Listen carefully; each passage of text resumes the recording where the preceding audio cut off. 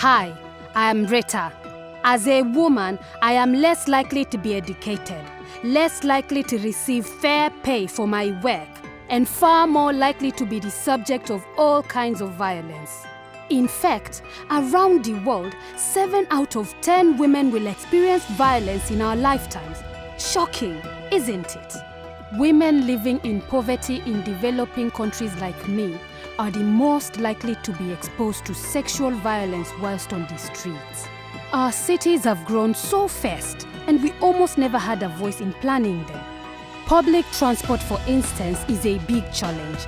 We are so often subject to sexual violence when making journeys. In Bangladesh, 84% of women asked say they have experienced insults or sexual comments, and more than half say they have faced sexual advances while traveling. In Brazil's cities, 2/3 of women say they are afraid to travel alone. It is reported that in Sao Paulo, a woman is assaulted in a public space every 15 seconds. Public services that focus on women's rights can make us much safer. By creating things like better policing, secure public toilets, street lighting, and ticketing systems created with our needs in mind. We've been demanding change, and we've seen some great successes. In Sao Paulo last year, women demonstrated at night with flashlights until the government built more streetlights. But there's much more to do.